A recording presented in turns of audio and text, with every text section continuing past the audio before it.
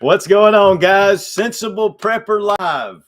We live, baby. We made it. We are live. We made it. Woo. We've got an interesting thing to talk about today, and it's going to be, there's a lot to this, and I think hopefully you can get some things out of it. We really appreciate Robbie Wheaton for being here from Wheaton Arms. Also, check out Robbie's YouTube channel. Yes, sir. Been a gunsmith for over 20 years. He does custom gun works. You can go to Wheaton Arms website, and but his YouTube channel has a very unique perspective on guns from a gunsmith extraordinaire. So, and we really appreciate Robbie for being here, and he's really going to add a lot to this. Also, Sarah Mack, she's going to be over monitoring the comments and questions. And if you guys have some questions you want to throw out there, you know, you can do it at any time, and she's just picking those up. And we also appreciate Sportsman's Guide. They are sponsoring today's episode, and they give a $20 off every $100 or more purchase using Sootch. No 00, just Sootch. Yep, and check out the Buyers Club as well. The Buyers Club, you get additional savings as well as free shipping on any order over $49. We've got that down. We do. We've got that Nailed it. down, and we Nailed appreciate One Sportsman's Guide. One take today. I'm gonna tell you, I've got a video coming up, and it's going to be on military backpacks from around the world. They've got all these surplus backpacks from all over. We're doing that. But what really impressed me the most was their 3-day assault pack for the U.S. military. Really? They got there. So that's a Nice. review coming up. That's cool. That is going to be cool. Okay. We have a lot of stuff. One thing we didn't talk about, this is Prepper School Volume 29. Wow. 29. 29. Isn't that amazing? Okay, let's get into it. And today, we're going to be talking about night vision. Seeing in the dark, baby. Oh, Lord. We're starting out on the right foot here. Okay, guys, night vision is something that a lot of people, you know, see the need for. And one of the big things about night vision is it can be extremely expensive.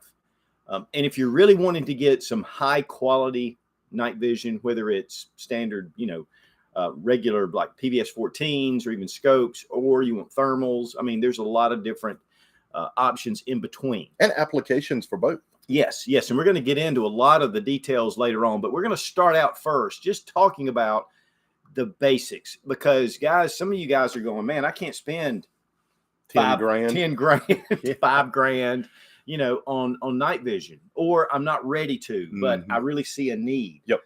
So one thing that I always say when I do any kind of light reviews, and this really is what this is bringing in light, is light is your number one security tool. It's number one. You know, that's the first defense, your flashlight. And having light is important. It illuminates the dark. And so really just standard having a flashlight, really, I mean, and there's a bazillion types of flashlights. And, you know, you can check those out. I mean, and everybody has their favorite brands. Yep. Mine's Olight, obviously. But, you know, light, just having flashlights on you, having flashlights at your door, or like when we take the dogs out, we've always got our Warrior X. I mean, this thing is awesome. And, you know, it just illuminates everything. And it allows you to see, but it also is part of security. It keeps people away. One thing we have when you drive into our driveway, we have a driveway alarm. It's infrared, so that's part of the night vision community, and it'll come on. And then we have a spotlight that also comes on, and so it brightens up the area. I saw something on my Ring today. It was like they had a car break-ins about 3 miles from here. And so, you know, that is part of, you know, having security. And so just having light in general, having light for your pistol, you know, that's a big one. And there's a lot of different type lights. There's lights and lasers. Those are great. Lights and lasers, lights for your rifle, all kind of different ones. I mean, there's just a ton of different lights. And again, it just brightens up the area. It identifies the target, and that's, or it identifies your son walking through the house when you hear a bump in the night. That's the thing. You know, you don't want to shoot something you can't see. So you want to be able to see what you're shooting at. And having a good light gives you that instant ability to identify your target or your threat, whichever it is. That's right. Because in the dark, you can make mistakes. But one of the things about that kind of light is it does illuminate, but it reveals you, and it reveals where you are. But it's still the first line of defense is just basic flashlight. And it's the lowest cost option for night defense. Right. That's right. It's the lowest cost. Obviously, for a weapons light, I mean, to me, having a weapons light on your home defense gun is just critical. Mm-hmm. A lot of guys carry weapons lights on their concealed carry. For me, I typically don't, just because it just adds more bulk. But it's still a great option. It's still smart to do if you can do it. And of course, like this little Baldor Mini, it's a light laser combination. It's just excellent. And so that's a great option. And that, guys, most of us kind of have that mentality of getting the light. And one thing a lot of people don't think about is when you hang a light off the bottom of your handgun, is you're adding static weight to the front end portion of the handgun, which helps to reduce recoil and muzzle flip as well, which allows for faster follow-up shots. So, and that's one reason why I always recommend adding a flashlight that uses a couple of batteries to add some static weight to the front of your handgun to help reduce recoil and muzzle flip when you're shooting. That's true. And those little CR123s are pretty heavy. They are. That's right. So, it does give you that on the front. And two, when you're concealed carrying, really, honestly, that's not the part that typically prints. That's right. It's the grip. And there's so many different holster options. So, lights, lasers definitely are a vital part. I mean, we have some, there's Surefires, which these are excellent lights. And then we go all the way down, to your Olight lights that are more inexpensive, but yet really put out a lot of lumens. So that's important. Okay. So now also one thing you don't really think about is magnified optics, just your standard magnified optics. This is a pair of Leopolds. These are nice. They're nice optics, and they actually enhance light. So when I'm looking, even in low light situations, I can see better with just a good pair of binoculars. And the one thing you want to look for with binoculars or any type of, normal magnified optic like this, if you're looking for light gathering, you want to look at the F factor on those binoculars or that optic. The higher the F factor, the more light gathering capability that optic has. Yeah, that's a good point. That's a great point. And two, yes, on your regular rifles. Mm-hmm. One thing that's pretty cool though about your rifle sights, and really it kind of started out with the Trijicon Acog. Now this one has the fiber optic on the front, but my original Acog, which I still have, has a small little tritium, just a little tritium speck in there. Yeah. And when you're looking through it, it allows you to aim. You're not necessarily going to be able to see your reticles. So having that capability, here's a Trijicon 1-6, and it has that same capability. It even has a window here where you can shut that down if you want to. Yeah, that was one of the big things with the Acog with the fiber optic. In a bright sunny day, it would draw in so much light that the circle or triangle or whatever reticle you had in it would be so bright that it would almost be overwhelming. And a lot of guys, myself included, would take black electrical tape and cover up some of the fiber optic to reduce how bright your reticle was in it. Right. And really that's where it started coming in. I mean, night vision has been around since before around World War II. Mm-hmm. In fact, the U.S. military, when they were invading Okinawa, one of the top kill shots was with an M1 carbine with a night vision set up on it. And they shot more. They took more kills that way. We went to the Cody Firearm Museum a few weeks ago, and that was one of the things that I was looking at was the M1 carbines with the old Starlight scope, and it's got a huge battery pack, like a 12-volt battery for a car that you carry on your back, and this big infrared illuminator about 6 or 8 inches in diameter that's mounted on top of this Starlight scope, and the Starlight scope itself was still like 4 inches in diameter on the front lens. Wow. I mean, it had to weigh like 25 or 30 pounds. But it needed to be big to gather that light in. Yeah, because it was really doing it. But, technology, and actually the Germans really have some pretty cool setups for night vision. Yeah, and that was like pre-first gen night vision stuff. So it was effective, but it was very crude. And, it did allow you to see in the dark, but still, compared to even the first and second gen stuff that's available today, it was very antiquated technology. Now, I'm going to a night fighting class coming up. I believe it's in the end of August, and it's a night fighting 101 by TNVC. They're putting it together. So I've really been setting up my night vision setup. But here's the thing, guys. And if you talk to the experts, they're going to say, oh, no, don't do that. Don't do that. Go for this. Go for the white phosphorus. Go for the binoculars. Go for the quad. Go for whatever. And that's great, but it is extremely expensive. So we want to kind of follow this in on more of a prepper mindset. So then you have your illuminated reticle scopes. I mean, they bring in light and, you can see, I mean, it brings it in, it illuminates your reticle. And so that is also a great option for low light. For low light, for sure. Absolutely. All of my rifles have illuminated reticles on them. If they don't have night vision, they have illuminated reticles for early morning, late evening, or even when it's really bright with the moon outside. Being able to see that reticle is very important. If you can't see your reticle, you can't take the shot. Right. And in low light conditions, a lot of times you still may be able to see what you want to shoot at, but if you don't have an illuminated reticle, you can't see your crosshairs to be able to make that shot. So having that illuminated reticle where you can turn it on really dim, you don't have to crank it up bright because it blows out the inside of the sight and all you can see is a big bright glowing red orb in there. You just turn it on like one click, maybe 2 clicks, just enough to light that reticle to where you can make a shot.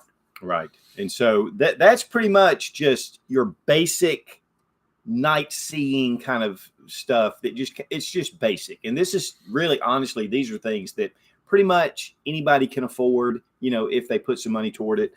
It's not really expensive. One thing that I will recommend is getting a headlamp. Headlamps are vital. It gives you hands-free, and if I only had really one light, especially in a survival type situation, it would be a headlamp because you can use it as a regular light, and it works well. So lots of options. And guys, one thing we're going to do here is we're not going to get on specifics. We're going to kind of move around a little bit. We're not going to say this is what you need to get. You need to do your research, but we're just going to kind of give you a lot of ideas. But a lot of that too will be based on the individual's budget with what they can afford. Right. Whether it's the flashlight with an illuminated reticle on their rifle scope, or even into some of the different night vision options we're going to talk about today. Right. Okay, so we're going to come up on some questions coming up in just a minute, so Sarah Matt can get ready. Now, one thing I've got here, and this one actually is broken, but there are little lights that you can get that are motion sensing lights that are solar powered. You can put them about anywhere. And these are really great for security. One thing that Robbie and I both are big on are the ring system. Yep. And, the thing about these security cameras is they have infrared technology built in with them. Absolutely. And with the ring, you can get them a couple of different ways. You can get it with the infrared that's built in with the camera, or you can get it that has white light that's built in with it. It's got a LED strip all the way around that's really bright and illuminates things well. Right. And we've got both. We've got the lights as well as the night vision one. But I tell you, I prefer the lighted one just because when it comes on, it is a flood. I mean, it is incredibly bright and really lights things up. The camera does a great job with detail, with being able to see everything at night, especially with the white light. Right. But even the infrared, and it picks up really well. So in most of your cameras out there, we have security cameras here at the compound. And it picks up light really well. So if we have some questions, we'll go ahead and move to them, and then we're going to get into some more of the standard night vision, what most people consider night vision. Wing and a Prayer asks, so is it better to illuminate your property with a power pole light or get night vision and have your weaponry lighting and EDC lighting? Well, to me, the more light, the more uninviting it is, the better. Yep. Now, like I said, we just had a car break-in. It was actually at 2:48 this morning, about 3 miles from here. It came up on my Ring app because they do that with the rings. And what's crazy is this house was pretty lit up. There was a power pole there with a light on it that there was lighting around the house. But the guy, of course, it was at 2:48, so he didn't really think anything about it. But, so light does deter, any light. And the more light you have, the better. If I put myself in their shoes, I wouldn't want to go up to a house that had a lot of lighting. I would be more out to go to a house that had dim lighting. So, power pole can work well. The only thing is to consider is that if you're taking a defensive action, you're going to move into that light yourself. And so you're going to be identified as well. So I kind of like directional light. And that way it kind of points toward whatever set it off. And then I can get behind that light. One thing we did just recently when we went up to Jaeger's tactical response, and we were doing the way of the pistol. And one of the things, and it really kind of clicked with me, is there were two people standing 1-to-1, and they both had lights. One of them was a really bright light, and one of them was a decent light, but it wasn't near as bright. And they shined them on each other, and it washed out the guy with the weaker light. Yep. So having a really strong light has a lot of advantages. Sometimes people go, oh, you'll wash things out in your house, blah, blah. I want the most light I can get if I'm going to turn this light on. And another thing about light is keeping it momentary. Don't just keep it on all the time. Hit it and then move around until you can get where you need to get to. Okay. FB Drivers Training Network asked, would setting up perimeter cameras with aim stakes be overkill or a start for suitable option for defense, like a range card and T&E system? Yeah, I mean, that would be nice to know that to have the distance down, especially if you have longer distances. Yep. I mean, for us, we probably have about 100 feet to the road from our driveway. So it's a decent driveway, but it's not long. But if you have a really long driveway. Yep. Or a larger property area. Yeah, it's a good idea to set up, even IR reflective markers at different yardages, so you know what your yardages are at around your property, and set them up, where you've got a single for 100, a double for 200, a triple for 300, and things like that. Oh, that's a good point. Yep. You just need to put it on your trees, because if you put it in the grass, you cut it. And right. Well, you put it on a stake. You just put stakes up on your property, or on stakes or a fence or anything like that. That way, you've got a readily identifiable marker that shows you what your yardage is where you've got that movement. I like that. Randall Picard says, if possible, can you discuss people like myself who have glasses? My vision prevents me from seeing in low light settings where normal people could operate and have issues with light bending. And another guy, Charles Rains, also says, what bothers me so much is all my life I had better than 20/20 vision, and now as I age 50, now my eyesight is worsening. Tell me about it. I understand completely. I have my glasses, but yeah, that is definitely one of the problems, especially when you're dealing with small red dots. There are some sites that actually you can look through and the red dot will appear fine. But most of the time, I have a problem where they bloom. You get a starburst with it. And the problem is finding exactly where it is. Now, what I like about it, or what I like to do, is getting a sight or a scope that has a adjustable ocular. Yeah, it has that diopter on the end, and you can focus that in. That helps me probably as much as anything. And Primary Arms has their Cyclops. It's a 1 power. It's about a little bit smaller than an ACOG, but it has the diopter, and it's a small sight for comparatively. Yep. And so that is one option that I would look for, is having that diopter. And all of your binoculars are the same way. They're adjustable as well. So you can basically focus it for whatever your correction is for that particular eye. Right. But sometimes on these small little pistol sights, there are some that I see better with for whatever reason. And a lot of guys, like people that have astigmatism or some other issues with their eyes, with the red dot rifle sights or handgun sights, look at using a green one instead of the red. For some reason, the green color doesn't starburst like the red does. So a lot of guys that have issues with like astigmatism or aging eyes, where they're getting a starburst or a flare inside their lens, will switch over and start using a green reticle instead of the red. That's a good point. Now, one last thing about eyesight. These are Felix Gray. They're blue tint. They take out because I'm on the computer a lot. And I started having a lot of issues with eye strain. And I bought these with the blue ultraviolet tint to it. And this has made a huge difference for me. So if you're on your computer a lot and you're watching this right now, it's great to have those blue tint. And it doesn't really tint what you're seeing. Right. It's just a slight little film that helps protect your eyes. And one of the nice things with those too, you can get them with or without magnification. So even if you have great eyesight and you want to limit your eye strain, you can get those that don't have any magnification as well. John G asks, hi, SM, Don, and Robbie. Where does thermal imaging figure in compared to night vision? Well, that's something we're getting ready to get into. But the one I will say this right up front, and we're going to get more into this. Night vision gives you more detail, typically, and it allows you to really to get that and identify your target. With thermals, especially early thermals, I've got an option on thermal right now that I think is very comparable to night vision. But your thermals typically they kind of, in fact, we had our corgis out one time when I did the little FLIR thermal imager, and they look like little pigs. So it comes up with a blob, and there is detail to it. But the one thing about thermals is that somebody can hide, and you can see them with thermals where you can't necessarily see them with night vision. So there is a balance. And to me, having both really is kind of like the ideal, but having both may not be an option. Well, and I'll give you a perfect example of that. We were out pig hunting one night, and some of us had thermals, some of us had night vision.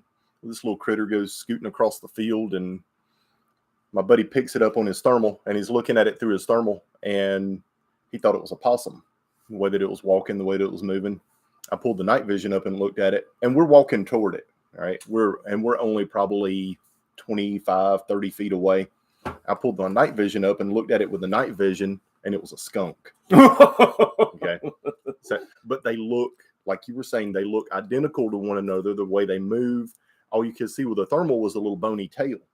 But with the night vision, you could see all the fluff and everything with it. So it is a good idea to have both for identification, for sure.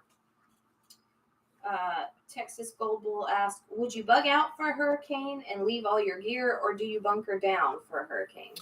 Well, that's an option that's up to the individual, and it's according to, what kind of structure you're in, et cetera, et cetera. Yeah, how far from the coast you are, where you are in proximity to flooding, how much time you have to be able to pack and bug out. That would be very situation specific. If it's a category 1 or category 2, no, I'm probably not going anywhere. Right. If it's a category 3 or 4 and I'm in a flood zone or flood prone area, then I would consider bugging out. But I would also, if you are going to bug out, get your high value items like your night vision and some of your firearms, and take those with you. So as much as you can.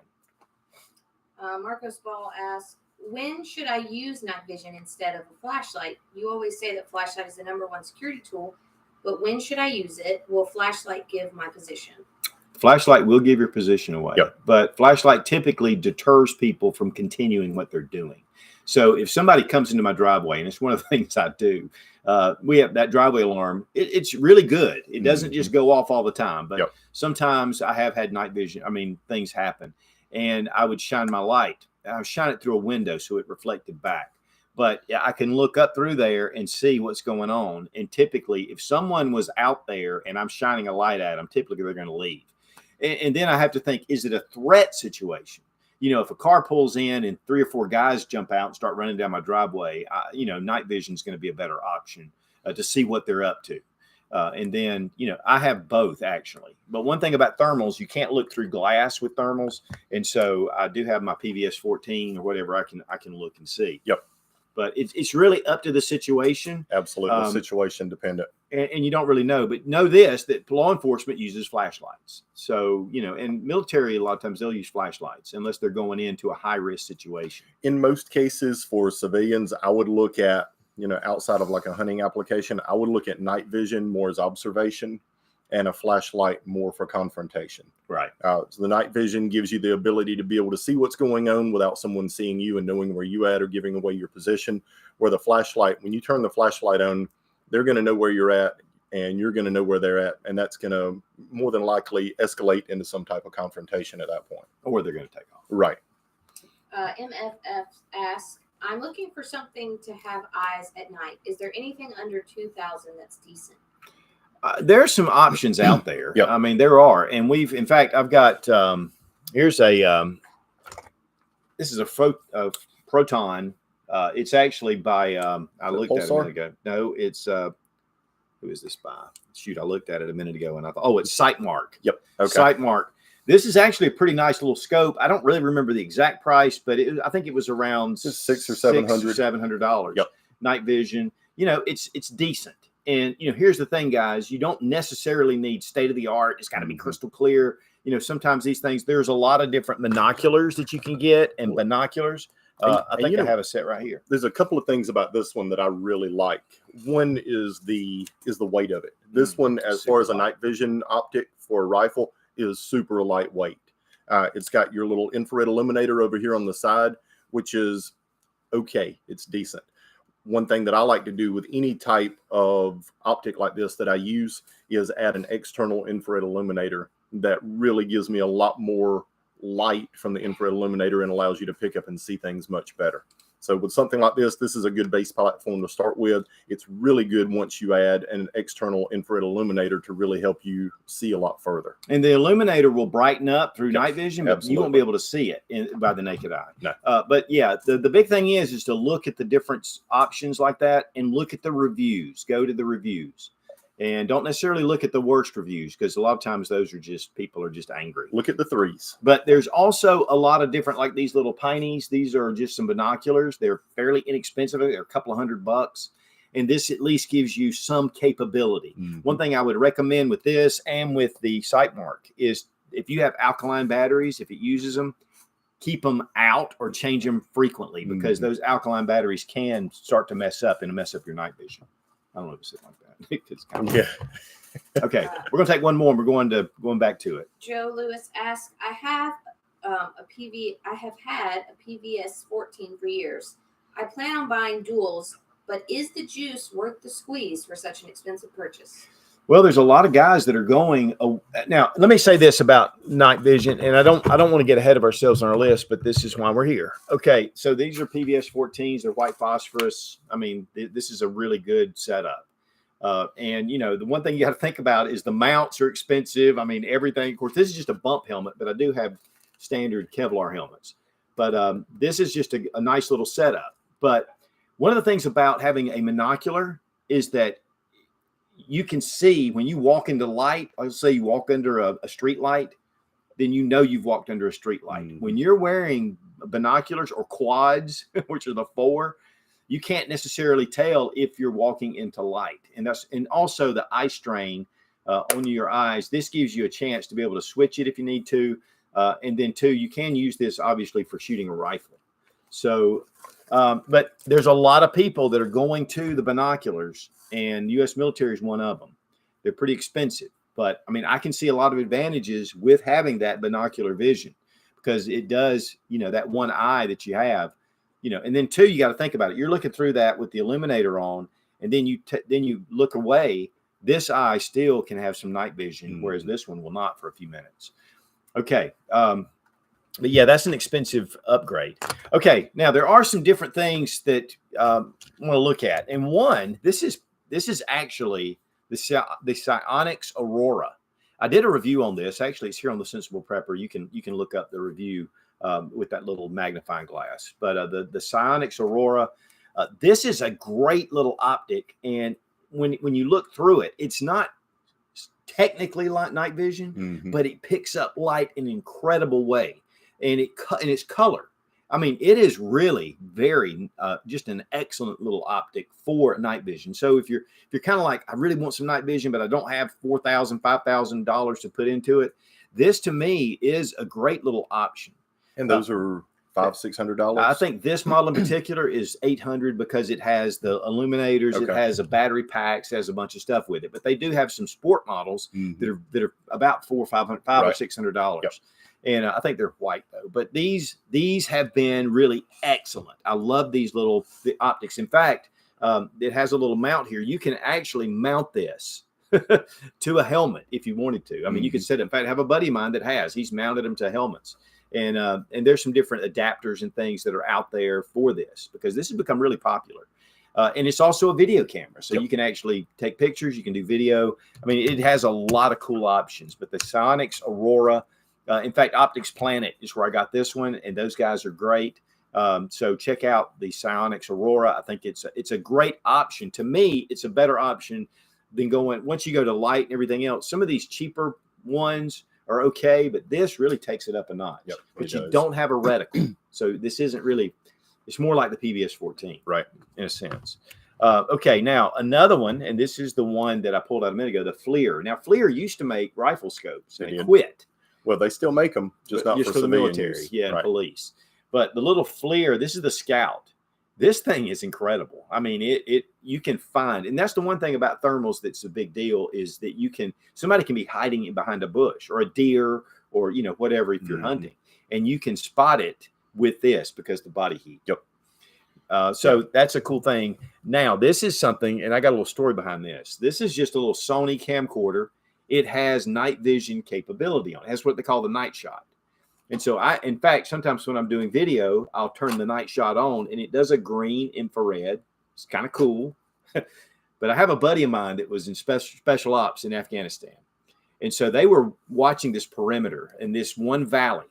And down in the valley, because they were all around the top, setting up observation posts, they saw this little green, you know, infrared. They could see it with their night vision. They were like, what is that? Who is that? And they're calling around. They're trying to find out who it was, who it is. You know, is this so-and-so, so-and-so? And they said, no, we don't have any guys down there. We don't have any guys down there. And so they finally got a good bead on them, and they pulled in some scope or something and looked, and it was 2 Afghan rebels. And they were down there with one of these, and they were going along the trail because they couldn't see.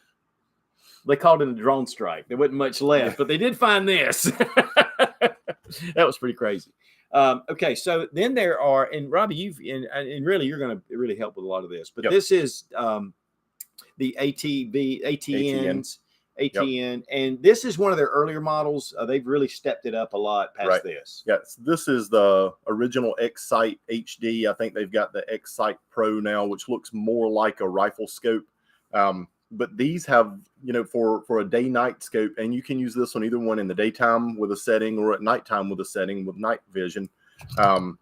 It works with an infrared illuminator. It has one mounted, but that's not, like you say, it's not that great. Right. So, again, it's one of those that I would add, just like with the Psionics, I would add a different infrared illuminator to be able to see further with it. But this one works really well. Had a few of them, super durable. Clarity is pretty decent. Guys are like, well, what does it look like? I equate any of these night vision scopes to like looking through or like watching a TV in the 1980s. You got your rabbit ears, you got your antenna, maybe a little bit grainy. It's a little grainy in there. And it's not like an HD TV today where it's, almost like first person view. Right. So these are like 1980s television compared to today's TV. If you're looking for like a visual reference for what they look like, if you've never seen a 1980s television, you're probably a little bit too young. Ask your parents about it; they'll tell you. But they're good scopes. A lot of them have the ability to be able to record video, be able to record photos while you're shooting. This one has an option to where you can set it up when you shoot. It'll start recording and record 10 seconds prior to you taking the shot, and then you can set it up for 10 seconds up to like 30 seconds or a minute after you've taken the shot. You never have to touch a button. You just pull the trigger and it does everything internally for you. Some of the newer ones that they have don't have the recording capability. They just have the night vision capability, which has helped them to reduce the size and the overall weight of the optic itself, which is one of the downsides to the X-Sight Pro. The original one here is it's very heavy. It is. You put it on. It's probably about 3 pounds, and it has a battery pack that you put on the rifle. That's right. And it's a little archaic, but here's the thing, guys. If it works, it's something to think about with the budget. And these work. They work well. You can save different profiles in there for different rifles. You can take it off one rifle, move it over to another, and pull up a different profile, and it'll automatically be zeroed for that rifle. So it's got a lot of features with it. But along with those features come a lot of added weight, which is one of the downsides. Now, and I just want to mention this, since Sportsman's Guide is sponsoring today's episode, don't forget you get a $20 off every $100 or more purchase using Sootch. Just want to say that because we use it all the time. All the time. Now, one thing, and we're going to get into some more questions here in just a second, because I really want to make sure that that's what we're here for. But here again with the thermals compared to, and even though this is an 80s TV kind of grain, you're able to pick up more detail to a point than you are even with this little FLIR. And that's the thing with this one, with a good infrared illuminator, you can identify and take shots at 500-600 yards with this one. Right. It's got some digital magnification to it, so you can magnify things, bring things in. The more you magnify it, the more grainy it gets. But 500 or 600 yards with this one, you can absolutely take accurate shots with that scope at 500 or 600 yards. So that really allows you to identify, whereas the thermal in this model really just allows you to locate. Mm-hmm. One story, and this, this story actually better than I do. There were some people that were hog hunting, and so they're down, in fact, not too far from here. And so it was a man and his wife, and so they're looking, they're getting ready to kill some hogs, and then over to the side, they heard some noise, and they took their thermals, because they were using thermals, and they looked over and they saw something there in the bush. And this is out in the middle of nowhere. And so they're seeing it, so the woman, she just pulls her rifle around and shoots it. It was a man. And crawling around on the ground on all fours. He was a homeless guy, and he was just out there, whatever. And she was charged for that. Yep. So thermals do have some limitations. They don't work real well in fog. They don't work real well in, like, you get a heavy dew on the grass. They don't work real well in being able to penetrate that heavy dew on the grass. So there are some limitations to thermal as far as their identification capability, being able to see what you're shooting at. But you can't. It's hard to hide from it. Yeah, that is one of the big advantages. Okay, Sarah Mack, what we got? FB Drivers Training Network asked, would monitor sensor IR floodlights be good to extend night vision cameras range? Yeah, any light will help to identify. It really brightens things up. And I'll tell you, I was at Lowe's, I think it was, and I picked up just it has 2 solar panels. No, it has 3 lights, and it has a solar panel, and I can move it. And I have it right on a fence. And I mean, I've had it now for probably 6 months, and it just runs. I mean, it's great. So I'm a big fan. And the one thing I like about the solar panel options, especially if you have a place where you can get sun on it, is you don't have to worry about the batteries going dead. I mean, or running power to it. Right. You have no power. So even in a grid down situation, you're still going to have light. Yep. And one thing too is, guys, we have these little coming up our walkway. We have these little solar little lights. And, we have them all the way up. It just puts an ambient light. It's not too bright. You can walk. You can actually use those in a power outage inside. Yep. So don't discount that. And they're really cheap. So it's really a good option for security and for just having some kind of light. John Doe asked, Patriot Food Supply, is it good? Yes, actually it is. We've got some, and we've ordered actually quite a bit. And I have a buddy of mine that really did a lot of research on them. So it's a good option. Would you recommend warm night vision for people who use laser targeting for weapons? Now, what kind? I'm sorry, I missed that. WORN. Oh, used. Warm. Yeah. Anything that it advances your night vision capability, and I want to make. I'm hoping you can ask that again. Yep. And the good thing about buying used night vision is, especially if you're buying like a used PVS 14, if you wear it out to where it doesn't work anymore, or you leave it on and it gets an image burned into it, you can have those rebuilt. There's companies out there that will rebuild your PVS 14 and put new tubes and everything in it and refresh it to where it's like a brand new sight. Yeah. And using that along with a laser, like you've got over here in your hand, a laser gives you the ability to be able to shoot the rifle or handgun, both eyes open, and still be able to identify the laser and see the laser, especially if you're using an IR laser. It's a great option at night. Yeah, this is a Steiner, and it's one of the deballed. I think this is it's a deballed. Yeah, I'll go into that. But speaking of glasses, but this is an illuminator and a laser identifier or indicator. So it gives you that laser point, and it gives you the light, and this mounts right onto your rifle. And so then it goes with my night vision scope. So, or it goes with the PVS 14s, because really, and one thing too, guys, if you're using the PVS 14, especially in a helmet mount, you got to raise that sight up on the rifle. It's not like you're doing the traditional rest your cheek here. You're actually looking up over it. So when you're firing it, you're looking up to get that light. One thing too is with your PVS 14s, if you have Tritium Sights on your handgun, which is something I meant to mention back in the beginning, having Tritium Sights, if you're not using night vision, to me is now Robbie, he likes his fiber optics. I do. But for night vision, for me, I like to have those Tritium Sights if I'm not using a light. But with PVS 14s, you pull up those Tritium Sights and it goes. So, it's one thing to consider if you're going with night vision. And, I'm not a big fan of any type of illuminated sights, be it fiber optic or tritium, if I'm running a red dot. If I'm running a red dot, I just want plain black on black sights for backup irons. Yeah. Just because at night, if you're running tritium and your red dot, now all of a sudden you've got 4 floating orbs out here in front of your face that you're trying to identify with. So it can be a little bit distracting. I think it's a UFO. You're right. All right. My ADD just can't take that. I just need one thing to focus on at one time. Paintball God 33 asks, I bought solar driveway lights. I live in an apartment. I have them mounted around the place. They work great, powered by the sun. Any other ideas on solar panel items I could use in an apartment? The one thing I do right there with my solar light is a motion sensor that alarms inside. So in fact, the dogs know it. When the light when this sound goes off, the dogs go straight to the window to look out. At least Felix does. The other dogs are in our gun room. But that is a great option. There are a number of different things, but this is just a little sensor. And when you go buy it, it'll make this chime, and you can pick out like 20 different chimes or whatever. And then, in fact, in the middle of the night, I'm sitting there in my asleep, and I'll hear that thing go off. I have it in my laundry room, but I have the door cracked, and I'll hear it, and I wake up, and I always go check.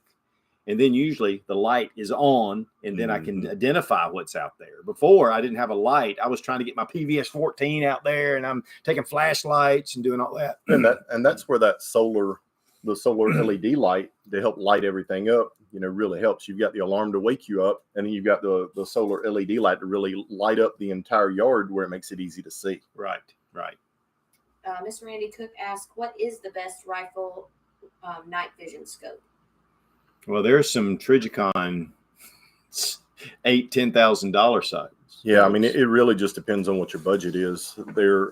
If budget's not an issue, personally, I prefer thermal over night vision for a rifle sight. I like the night vision for identifying, but for a rifle sight, I really prefer the thermal. Well, and speaking of thermal, now this it almost feels like this case is empty. Yeah, but this is a Burris, and it's their BTS 50. And this is a thermal scope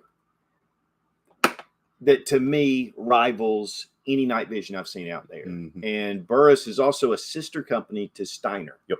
And Steiner really, I feel like, because a lot of the information Technology that was on this was Steiner. Yep. And I'm telling you, the clarity is unbelievable. This is one of the coolest sights. This was part of the Father's Day gift guide with GetZone.com, which I highly recommend checking out GetZone. But these guys, when I used this, I was completely impressed with this scope. And I've been planning to do a review. The only problem is coordinating night and getting out and doing all that. But this is really an incredible option. And I think it runs a little less than $4,000 or around the $4,000 range. Yep. So, if you're really looking for something excellent, this is something that and it's got the mount already attached. So just an incredible scope system. So this to me is one of the best out there. Up until just a few years ago, thermal was out of the price range for most people. It was incredibly expensive. The good thing is, because of technology today, thermal pricing has came way down. You can get thermal mounted rifle optics now in the $1,500 range, and sometimes a little bit less than that for some of your entry level sights that are available. So don't discount thermal just because of budget. Look at some of the entry level stuff that's available and compare them to one another. But there's some entry level thermals that are really, really good now. You can even get phone mounts now for your iPhone, which are a lot less pricey. And this little FLIR, I mean, it was about $800, I think. So I mean, if you want something just to have a thermal capability. Yep. R. Boyd asked, newbie here, where do I find night vision? A military surplus store? I would check out Optics Planet. They are a great source for all kind of lights, and they have everything. I mean, you can't imagine how many different lights they have in night vision setups. In fact, I got my PVS 14 from them, and this has this is a white phosphorus, and we'll talk a little bit about that in a second. But they have different items. Also, TNVC. Absolutely. TNVC. That's an abbreviation for the night vision guys. They've got a YouTube channel that has a ton of information on there, different reviews on night vision stuff, as well as their website where you can actually purchase it. But that's a great option as well. Yeah, I bought a lot of stuff on the TNVC website with my mounts and everything else, and I could tailor those mounts. They have a number of different types and different prices. Well, the good thing is those guys are incredibly knowledgeable. So if you've got questions about night vision, you can pick up the phone and call them and go over some different options with them as well. Yeah. In fact, the buddy of mine I was telling the story about, this little camcorder, works at TNVC. He was telling me. And they do a lot of police training, and they do a lot of things. So, yeah, TNVC is probably one of the most trusted sources where these guys really know what they're talking about. Yep. Alan Banks asked, what scope is most durable for night vision? Scope most durable? Probably your Trigicons. What have you? But Trijicon, I think they just do a thermal. They don't do a true night vision. Yeah, that's true. For night vision stuff, if you're looking for like a magnified night vision scope, honestly, the little Psionics here, the Sight Mark is a really, really good low cost option. I've had one for probably 6 or 7 years now. It's super durable. Never broke it, and I abuse the crap out of that stuff. So, that would be a great option. If you're wanting to just run a red dot or run a laser, the PVS 14 is a great option. All right, so let's talk about helmet mounts. Let's talk about, if I got all this hooked in. There are a lot of these different options. In fact, it's funny, my Howard lights actually fit. There's mounts that'll attach to the helmet, and this will fold in. We've got a Rhino mount here. They do typically come with a J-arm mount, which is plastic, and I wouldn't recommend that. I've got a couple of those, but I really like a good solid mount, and you'll want to find one that really fits to your head well. So TNVC would be a great source to be able to find out what really is the best mount that you've got out there. Well, and this one's got a lot of adjustment features with it as well to be able to set it up for standoff from your eye. You can adjust the height up and down with this one, so you can really dial this one in to where it actually fits your face. We've all got different size heads. Some of us have big heads, some of us have little heads.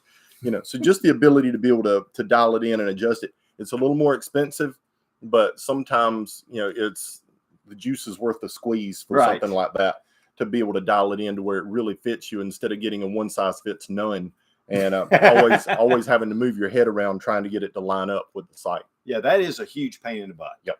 In fact, if you've got them on and you're set up and then you have to move a little bit to get the right spot, you don't want that. You want it to be more natural. Yep. So finding the right mount is important. This, again, is a bump helmet, which means it's not a ballistic helmet, but these work fine, really and honestly, unless you're in a war zone. It doesn't really matter anyway. But having a good Kevlar helmet, those can be expensive as well. Well, and the thing is, with your different helmet options, the helmets are heavy. And you want something, you're hanging a lot of weight off the front of the helmet, which tends to make it want to tip down some. So you want a helmet that fits your head really well. It has good support. It's got a good framework and a good structure on the inside, so everything fits to help reduce neck fatigue and head fatigue when you're wearing one of these for an extended period of time. Yeah, and then you put weights on the back and near the batteries. And this actually, and you can put like lead weights in here to kind of help bring this down to keep it from going forward. So, there's a lot of setups. And I'll tell you what, guys, when I was doing a lot of the research for my setup, it took me a while. I mean, it took me a while to do it. And I had friends that were giving me advice on how to set it up. But, it was like, and two, especially at the time I was doing that, it was right during the first COVID part, so a lot of stuff you couldn't even find. But there are a lot of good options out there, but guys, a lot of times people will lead you to go to the farthest extreme, the best of the best of the best. And sometimes, you don't need a Lamborghini, you just need a Ford Explorer, or something. That's right. And so you need to balance it out to your budget. What you don't want to do is to spend 10 grand on a helmet setup with rifles and your laser designator and, all your infrared lights, which are expensive, and then not have food or your water and have stuff like that secure your medical stuff, because that's really what you're going to need more than you're going to even need the night vision. The one thing about night vision is it gives you a force multiplier. And the one big thing is when our troops were over in, whether it was in Iraq, Afghanistan, wherever they have been, is that night vision capability gave them a huge advantage, huge advantage. And so it'll do the same for you. At least have some kind of setup. Again, guys, basic first. Lights. Excuse me. I got to get this out of my throat. Okay. Lights, or, have illuminated reticles, or even, tritium in your reticle. I mean, those kind of setups, that is one of your first lines of defense. Having a good pair of binoculars, that you can, it picks up light. Those are things that give you just some advantages. And then you can start to move into more things if you see the need, which I think there's a big need. And the big thing is, too, if your budget doesn't allow for it, go with a lower cost option like the Psionics or the Sight Mark or even the ATN X Sight. Those are a great low cost entry level option to get you into some night vision that works very well without busting your budget. Right. But if you want to go wild, this BTS 50, these things, are phenomenal.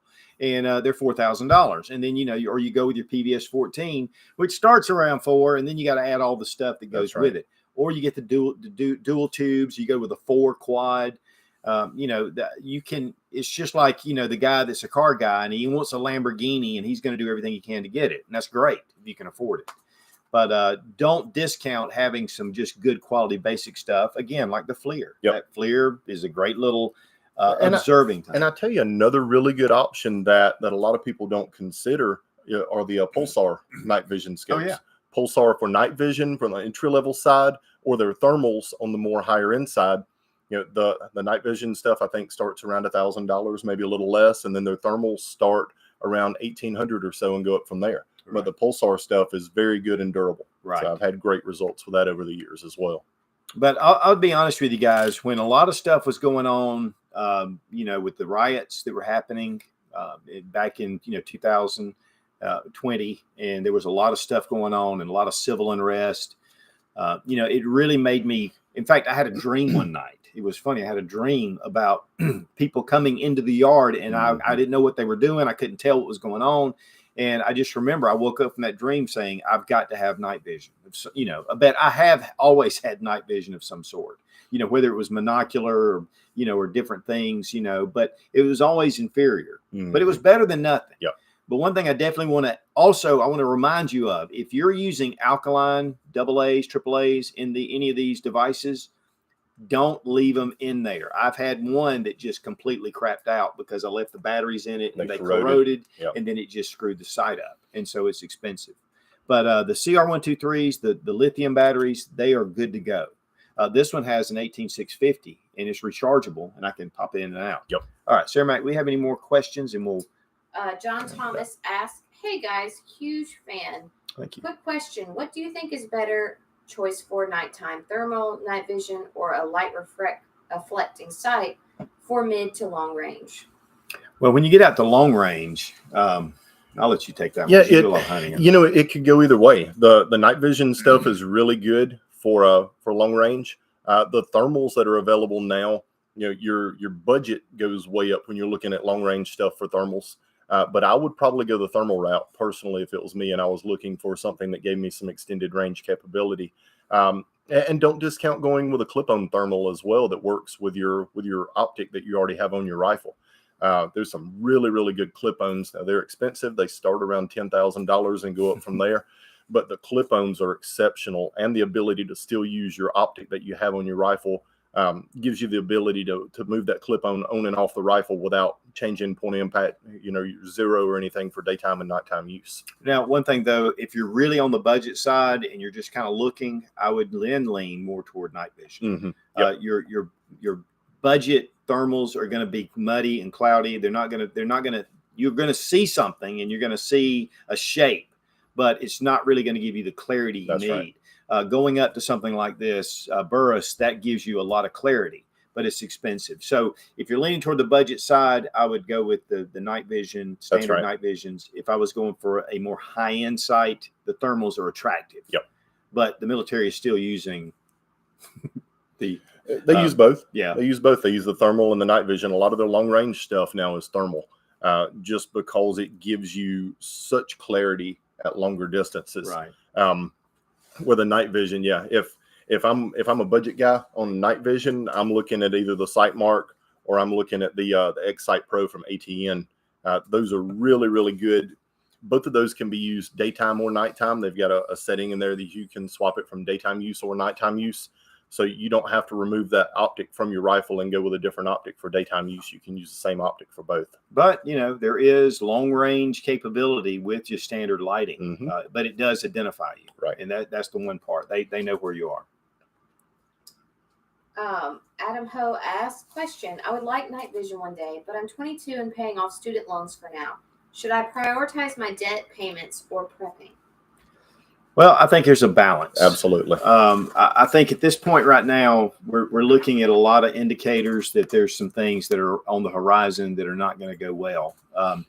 And so I feel like that, it'd be great to pay off. Now, I'm saying you should stick to your obligation and definitely do that. But I would at least have some supplies set back. And you can do that basic. You don't have to go hog wild. That's right. And balance. Balance is the most important thing. Yeah. Just budget for both. Set aside a small amount that you can spend every week or every month on your preps. And, like we've talked about in some of our other videos, if there's some bigger items that you want, just save incrementally until you can buy those bigger items. But definitely budget for both and take care of your preps, your basic preps first, your food, your water, your shelter, clothing, take care of that, medical supplies and defense, take care of that first, and then you can expand out from there. Yeah, I mean, that goes with all of us. That's right. I mean, we've got to be careful because sometimes it's like, well, just go up there and grab a bunch of stuff from Costco, and then, your budget's blown, so you got to balance it. Yep. Gun Term 2009 asks, speaking on helmets, what company do you recommend for someone with larger than normal heads? Just trying not to go through a return process and reorder. Yeah, and it's funny because it's difficult. A lot of the helmets, they'll say large, and then you get them, and they're more like the medium of a different brand. And like we had talked about earlier, I would call the guys at TNVC and talk with them. They'll be able to. You give them a hat size that you wear. If you wear 8 3/4 or whatever, give them your hat size that you wear, and they should be able to match a helmet to fit you. Yeah, and some of the helmets you can pull out the pads inside and buy thinner pads that are actually really well done. I have a buddy of mine that did that, and so he bought the helmet, and he couldn't find the one he wanted, and so he switched out the pads, and then it fit very nicely. So there's a lot of options there too. But I think what Robbie said, calling TNVC, those guys know what's going on, and I think that would be a great resource. 2016 Road King asked, Don, I'm late to the party, but my question is, suggestion on a handheld night vision or thermal, not rifle mounted, low to high price range? Well, if low, yeah. Yep. Go ahead. Yeah. So the Psionics is a great budget-minded night vision sight or a handheld. This one, like we were talking about earlier, this one allows you to see in color at night. You can use a external infrared illuminator with it as well, which really helps to extend your range with it. And it's got photo and video capability with this one. It's got a lot of great options. But for entry level, this one, the one from Psionics, is hard to beat. Yeah, and they run about $800 or so. This one actually came with a kit. And it even has a mount, a Picatinny mount. Right. You can set it on there. I mean, it has a lot of options, but they do have some lower priced ones even. But I really like the Psionics for thermal, the FLIR, little Scout. Grab that one. Yeah. The skier, the FLIR. I mean, this is a great little sight. It's about $800. Actually, these run very comparable. They're comparable with one another. Very comparable. Yep. But, there are other options out there. And, one thing though is to be careful of is getting Gen 2 or Gen 3, or sometimes some of the sights are okay. I mean, this is a little binocular right here, and it's okay. It's fine, but this is better than nothing. But this is about $200. I'm not really all that happy with it. I mean, it's okay, but on the other end of it, if I didn't have any other night vision, that would be awesome because it's better than what I had. That's right. So that's one thing to always consider. Even some of the handheld binoculars, and go to the gun show, they got a bunch. But check out Optics Planet. They have a lot of different types, and go through the reviews because we do a lot with night vision to a point, and Robbie does a lot with hunting with night vision and thermals. So, he has a lot of experience on that side. But as far as really getting into what's really out there and state of the art, I don't know. I'm not really that big on it. T-Rex Reviews is a good one. Yeah. T-Rex Reviews and those guys are really knowledgeable. Yeah. And if you're looking for something a little more high end as far as night vision, the PVS 14 with a white phosphorus tube in it is right now state of the art, about as good as you can buy on the civilian market. Yeah, just for a good. Yep. Okay, guys, we're running out of time. Just really wanted to go through some basics. I know we didn't give you a lot of specifics. We did have a couple of things that we kind of recommended, but guys, light is your number one security tool. Having a good flashlight will get you started. Having a good light, a good scope with a reticle, whether it's illuminated or even tritium, having that kind of stuff gets you started. And then from there, you can move up to some of the more higher end and even start budget and move up. And then, there's a lot of options out there, and there's going to be more and more. Absolutely. Technology is just over the top. The technology is improving every day. And the good thing with that is it's bringing the price down on a lot of your night vision stuff. We've seen it dip by thousands of dollars over the last 5 or 6 years for entry level stuff. That used to be $5,000 is now down to, under $1,000. Right. So the prices are coming way down on it, making it more affordable for more and more people. But it is a force multiplier. And if you can see them and they can't see you, that gives you a huge advantage. Yep. So whatever you do, if you don't have anything and you want to get kind of started, you start in with some budgets and some budget items, and then you can move up from there. Because what you don't want to do is to spend 10 grand and go, oh, this isn't really what I wanted. Mm-hmm. So anyway, we really appreciate you guys coming on. Great questions. Thanks. And I really, guys, wish the best as you're on your search, because it is a big search. We appreciate Sarah Mack for taking care of the questions and keeping us in line. And Robbie Wheaton, we really appreciate him for being here. And check out Robbie Wheaton's YouTube channel. You can look up Robbie Wheaton or Wheaton Arms. Yep. And he's doing a great job of looking at guns a little bit different from your perspective, right. Which I love it.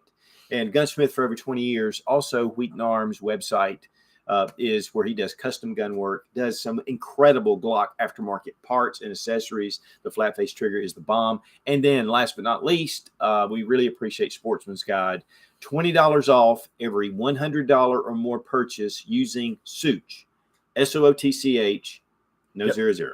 And make sure you check out the Buyers Club as well. The Buyers Club, you get additional savings as well as free shipping on any order over $49. And they got a huge amount of surplus that's just awesome. Yep. So I'll just leave it at that. All right.